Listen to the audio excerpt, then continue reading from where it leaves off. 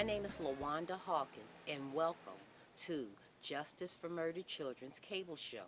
Today, we're here at the Trayvon Martin's Foundation Peace Walk and Peace Talk at Crenshaw High with Sabrina and Tracy, the parents of Trayvon Martin and other parents whose children have been murdered here in Los Angeles.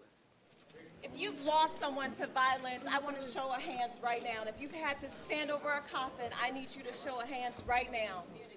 My mother and I joined Sabrina because we had to bury my brother, Jack Manigault. And so we stand united, saying no more. We vowed, and so we march today. We are tired of crying tears of loss and despair, and so we march today. We will never forget. We will never forget. We will never forget that the killer of Trayvon Martin went free. We will never forget a justice system that let down these parents. We will never forget. And so today, we march for Trayvon and all the Trayvons and all the mothers and fathers who have had to cry a loss. And so today, we join today with all the families who are standing here. And there are many families who have lost a loved one, who has lost their child. And so today, we march. Justice? No justice. No peace. No peace. That's it. All right. Okay, let's go. Justice. Now. Justice. Now. Justice. Now. Justice. Good. See you all right. Now. Justice. Now. Justice. Now. Justice. Now. Justice. Tracy, my homeboy. Say something to the mamas whose children were murdered here in LA, please. Yeah, you know, there's so much to say that I think Sabrina and Tracy are more qualified to speak on. I can only speak at how they've inspired me to get through adversity, through what they've done. And that's real adversity. It's not have an injury, pull a hamstring, and play a basketball game adversity. It's real life adversity. There's a lot of truth to that. And I think they are really the example of inspiration for everybody else around the world. And I'll just try to use my platform and what I do to try to give them a bigger platform to express what they are and what they stand for and how others can benefit from that. Thank you, Kobe. We love you. Thank you. Thank you. That want to help. What do you need? And Tracy and Sabrina, what can we do?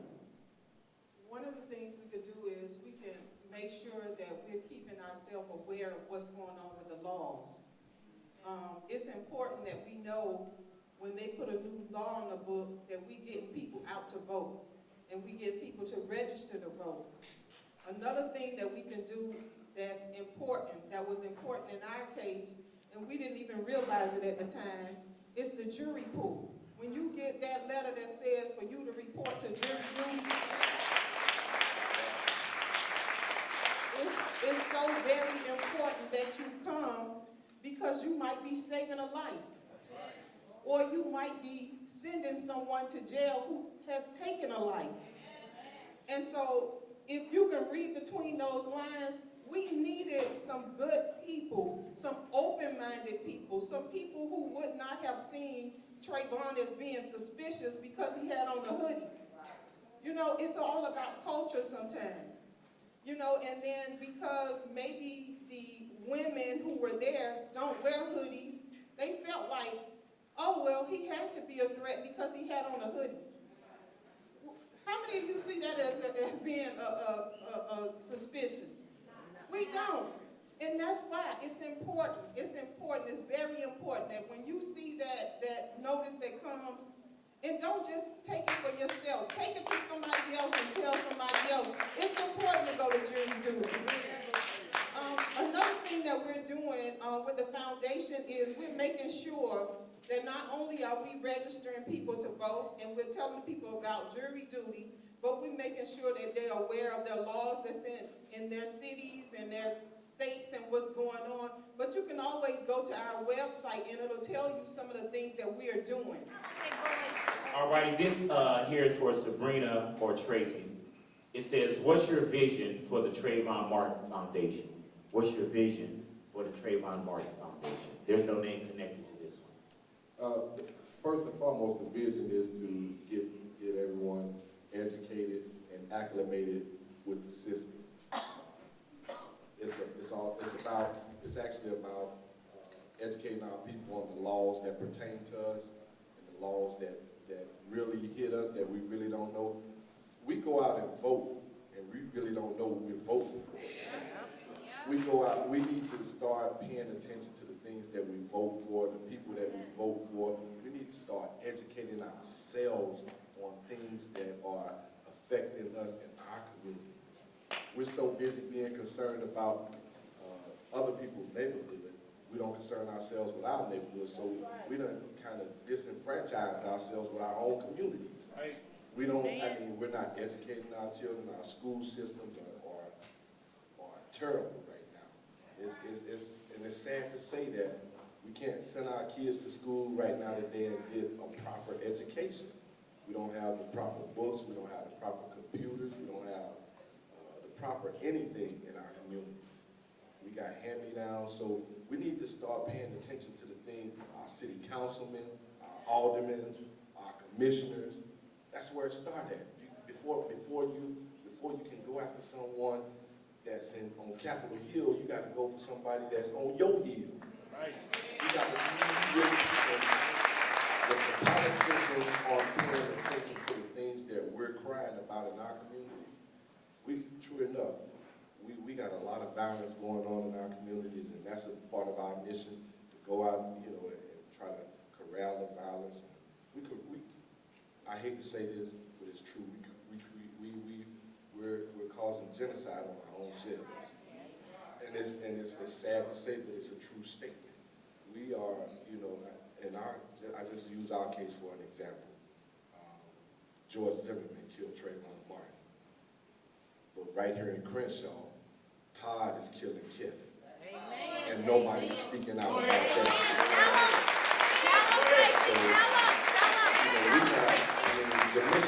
The mission of the foundation is so huge, man. We want to go out and try to save everybody we can, but we know we can't do it. We want to educate everybody. We know we can't do it.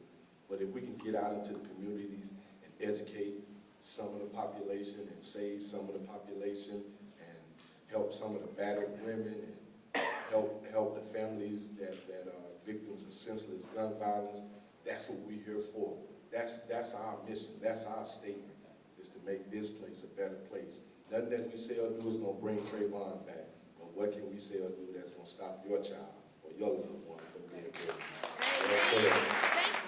Our participation is vital. When I tell you, I worked with Obama's campaign as a community organizer, and I would go knocking on doors. I probably knocked on some of your grandparents' doors up the street. And a few years ago, I remember how difficult it was sometimes to just convince our own people that we needed them to participate in the process. Yeah, I had people debating me about why they should not vote. Like, they have real passion sometimes about not participating in the process. But the problem is, the process is gonna happen whether or not you participate in it or not.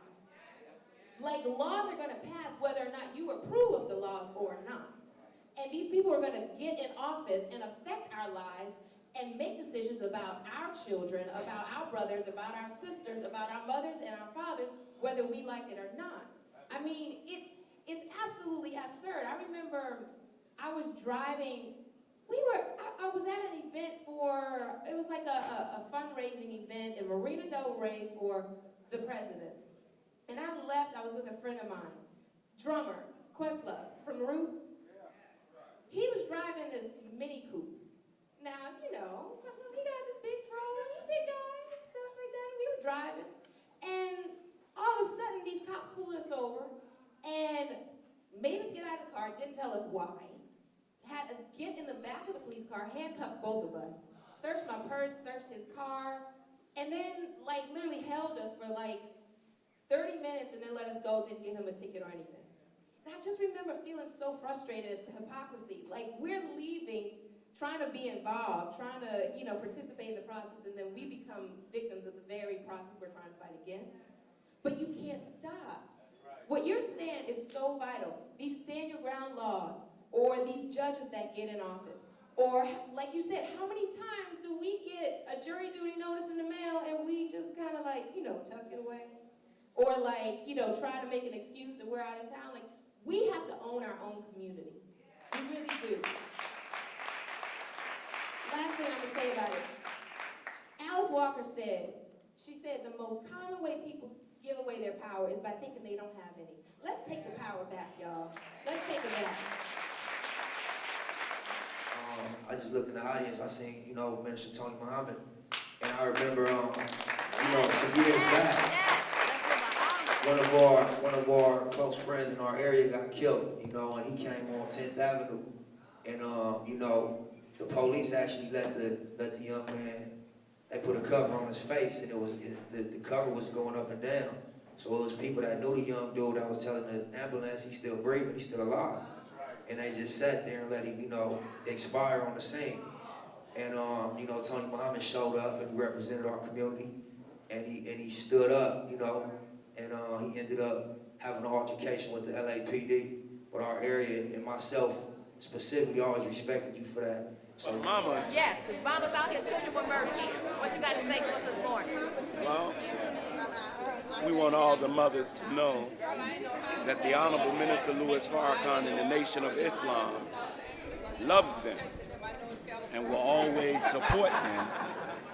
And we will give our life to bring peace to the streets so that mothers will never have to cry again at the loss of their children.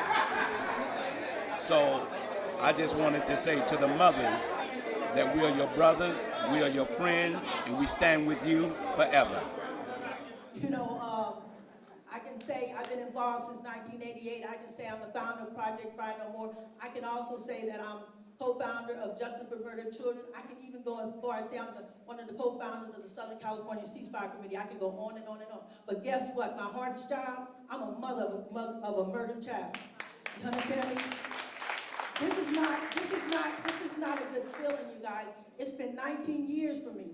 It will be 19 years. November 9th, 1995, my son, E.L. Whiteside, I want you guys to hear this. He was killed inside of the car by the guys he was riding with. You guys hear me? Inside of the car by the guys he's riding with. On my dad's 66th birthday and 12 days before the birth of his only child. Imagine that. Experience, it's like everybody else whose child has been murdered. And I don't use the word lost. I want you guys to understand that. Because anything lost, you can find. And I know you guys use the LOSS, but the LOSS, but I still look at that as a loss, period. So we use the word murdered. My child was murdered. He was killed. People say, Vicki, that's so harsh. But ain't nothing harsher than my heart. You understand? Ain't nothing no harsher than my heart. And I know some of your mothers and fathers out here that have experienced this. And we don't just experience it. We are experiencing it still and forever. It hurts. It hurts every second of my life. Every second of my life. A lot of us get involved by force, but don't get involved by force. And if you do get involved by force, stay involved. Because nobody loves your loved one like you do. Amen. Nobody. Amen. So understand, this is serious. Yeah. This is serious, you guys. I don't play with it. This is my life. I retired from my job, but I'll never retire from this. This is with me until the day I die. Amen. Until I die, you guys. So please, you guys, please understand that we're doing things in the community, the upfest, the ceasefire. We got to make it happen. We have to make it stop happening.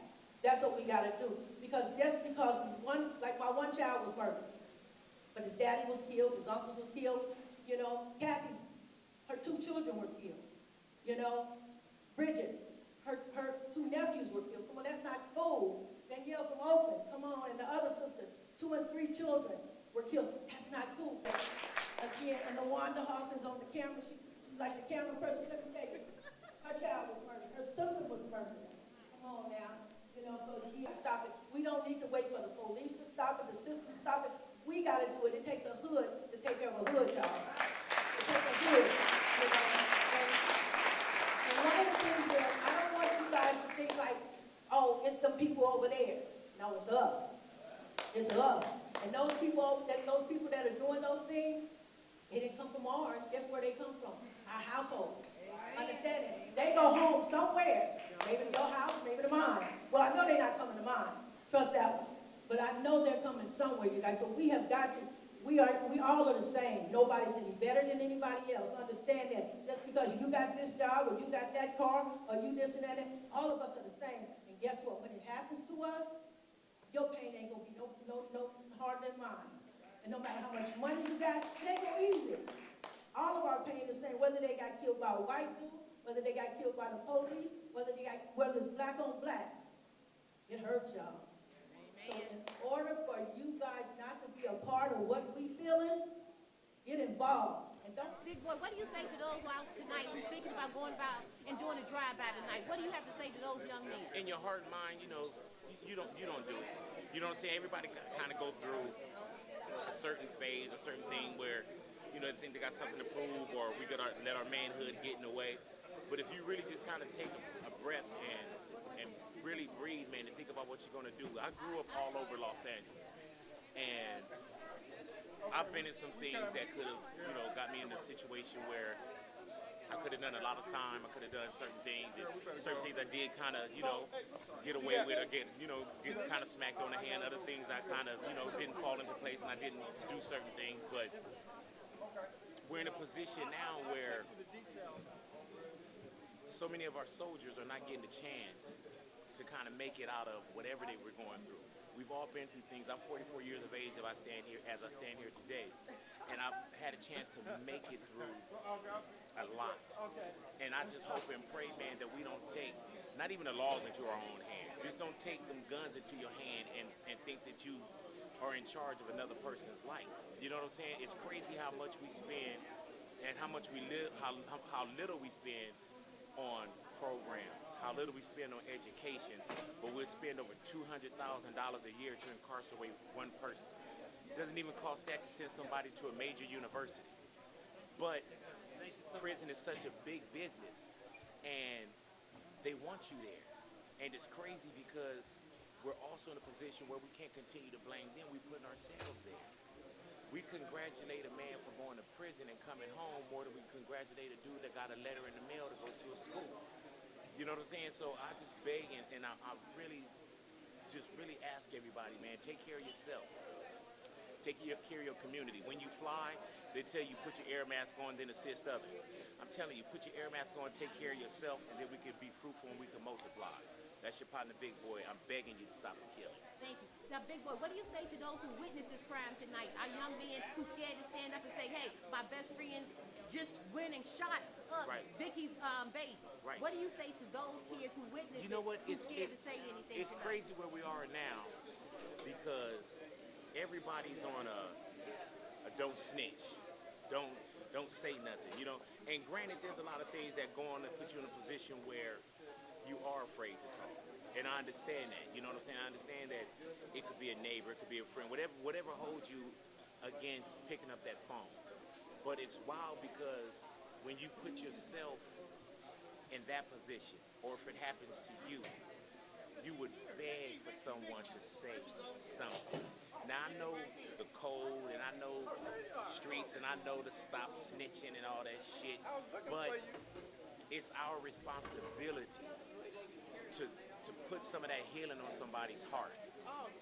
Years and years ago, I had a friend of mine that, and I don't want to tell too much of a personal story, but I had a friend of mine that had a situation, and I knew about the situation, and it put me in a crazy position.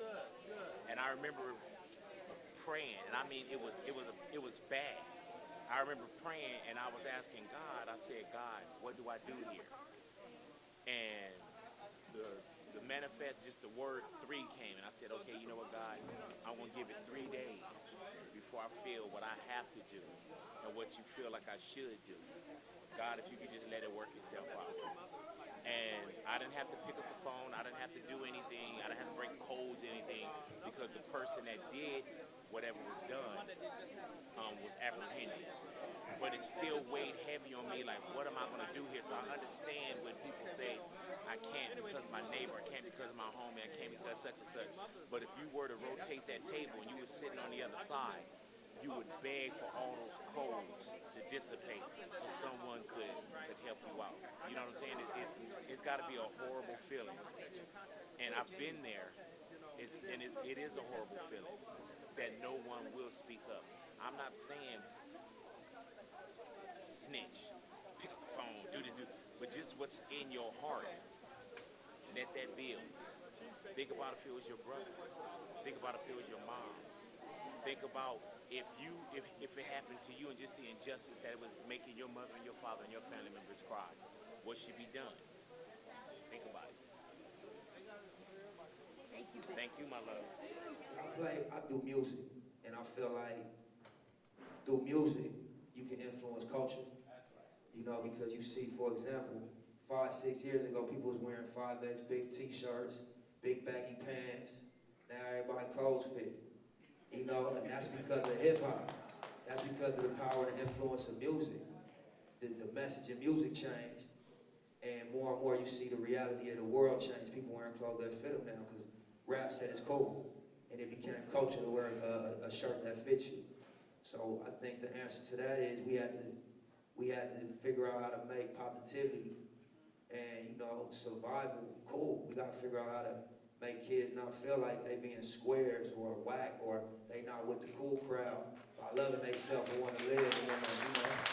I think that's what we should address also. Like, it ain't cool to be getting pulled over 3 or 4 times a week. It's not cool going back and forth to jail on BS. It's not cool, you know, putting your family through changes and your mama get late night phone calls, and that's not cool. What's cool is, you know, figuring your way out, take care of your folks, putting your people on new information that's going to empower this next generation. So I think it's a two-sided monster. I think it needs to be worked on from both sides. Institutions like the police, like schools, need to try to finesse a little better and figure out, you know, how to work with the community that they police so that they teach it. And in our own people, we got to lace our youngsters and tell them, like, you know, think it's chess, it's not checkers. Yeah, all right, you might feel like you look a certain way by carrying yourself, walking away, talking away, being solo. But what's your end game? What you out here for? What are you after? And when I started asking myself the questions, I was able to make decisions a lot better. Because I wasn't thinking what looked cool. I'm thinking, what outcome do I want? I want to be successful. I don't want to go get life in jail like a gang of people I grew up with. I don't want to throw my life away passively by going back and forth to jail, being on probation, and just having no future that you don't realize till you get a certain age that you threw your life away. I don't want to do none of that. I want to be successful. I want to stand up on my potential. And then I start making decisions based on what I want. And I'm as influenced by it as everybody else. Young dudes, I'm as influenced by this culture in this area as everybody else. But I feel like you just got to make your decisions based on what you want. And I think I've been in jail, nobody in jail wants to be in jail. Everybody calling their lawyer, calling their girl, asking for pictures, stressing, trying to get out as soon as possible. So if you know that you don't want to be in there before you get there, it might make a little sense to consider that with your decision-making process. Attorney Crump. Don't let me be real. Attorney Crump, what do you have to say to the families here in LA that have had a loved one murdered? Here, when we posted on Facebook tonight. You know, I think it's so tragic, and we gotta stop the violence. We keep pushing in their head that we gotta settle our differences without guns. We gotta have conflict resolution where we all get to go home and sleep in our bed at night. We gotta not only make the law and the police respect us, we gotta make us respect us. And so that's our battle. What do you have to say to the young men that may be thinking about going out tonight and doing a killing? What word do you have to say to those brothers out there tonight? You know, as President Obama said, and it gets real, and you all remember a year and 6 days ago when this verdict came back, and then he went and made that historic announcement, saying, when I said Trayvon could have been my son, what I'm really saying, I was Trayvon 35 years ago, and had he not been able to live, you know, imagine all we would have lost. So if you're going out to pull a gun, you don't know who you might be taking out this world, what they might accomplish in life, Who knows what Biggie's child would have become, what Trayvon's child would have become, what Emmett Till would have become. We will never know what the future held for these individuals because of senseless gun violence. Thank you, Attorney Crump. Is there anything else that you want to leave us with? We really, really have to have people participate in the criminal justice system. We just can't always keep being the victims of the criminal justice system. We got to go serve on the jury because as a black lawyer, one of the worst things in the world is to be in the courtroom with you and your black client, and the only other thing that's black is the judge's robe. And you watched a lot of Negroes, trifling Negroes, make excuses why they couldn't serve on the jury, never thinking that one day it might be my child sitting in the courtroom, and I would want a black person who understands their culture and their community to sit in judgment. And so that's one of the things I really want people to do. Please serve on juries when you get the notices. We need you. God knows we do. Thank you. Thank you, thank you, One of the lessons that the young people taught me that'll sort of lead into the campaign is that it's not great acts by individuals that create transformative change. It's thousands of small acts by thousands of people. And that's the kind of change that our youth have just won this past year at Los Angeles Unified School District. In 2008, there were over 75,000 suspensions taking place every year. 75,000 one year. Majority of those youth that are being suspended are African American first, then Latino second. 70% of the reason that folks were being suspended was for something known as willful defiance. What is willful defiance exactly? Willful defiance has everything to do with adolescent teenage behavior, right? It's what teenagers do. You ask a question. You wear clothes a certain way. You wear a hat to school. You sit in the seat you're not supposed to sit in. Well, that may warrant a conversation from a teacher. But what was happening time and time again, to many of the youth even on this panel, is that if you sat in the wrong place, if you asked a certain question, you were automatically suspended. All of those cases when we looked at for willful defiance, only 2% had to do with guns, drugs, or violence. So it sounds very similar to the frisk policy in New York that was going on in our schools. And so schools are small microcosms of what goes on in our society. And if we can't fix what's going on in our schools, how do we expect to fix what's going on in our neighborhoods? But what our young people did is rather than sit and complain about the problem, they became part of the solution. They started taking small acts, collecting petitions, holding meetings, holding rallies, meeting with decision makers, registering people to vote, pressuring the district, uniting with other organizations from across the city to bring attention to this issue that what's happening in Los Angeles is unjust, it's racist, and it needs to change. And just this last year, these young folks won a campaign to pass the School Climate Bill of Rights that eliminated willful defiance as a reason. And last year, we went from 75,000 suspensions to 10. Janet Bolden. David Williams. On June 13, 2014, my son, Avion Bolden, was murdered. And also his girlfriend, Jacinta Walker. They was on their way to the movies and out to dinner, sitting in the backseat of a car going with another couple. A car pulled up and shots rang out. My son and my daughter-in-law, they died instantly. The shooter was also killed. And this violence needs to stop. You know, now I didn't lose one child, but I lost two because she was like a daughter to me. My son was 20 years old. She was 18. My son would have been 21 July 21st, and he passed away June 13th. Hi, I'm Danielle New. I traveled down here all the way from Oakland, California with my friend Tamika. Our sons were murdered 19 days apart. I had a 13-year-old son. He was shot 27 times walking home from the Boys and Girls Club. 3 days after we buried my 13-year-old son, my 19-year-old son was murdered in Oakland, along with her son, Derek Harris. We're down here to support. We also be doing this type of events in Oakland, California, so you guys need to check us out. Danielle New. Tamika Rothschild. Thank you so much. Appreciate it. Okay, my name is Vanessa Hawkins, and it was July the 4th. July the 4th, my son went to a party, and he never made it home. His name is Brandon Deshaun Blanton. He was 21 years old. This occurred in South Central on 74th in Vermont in the 77th Street Police Department precinct.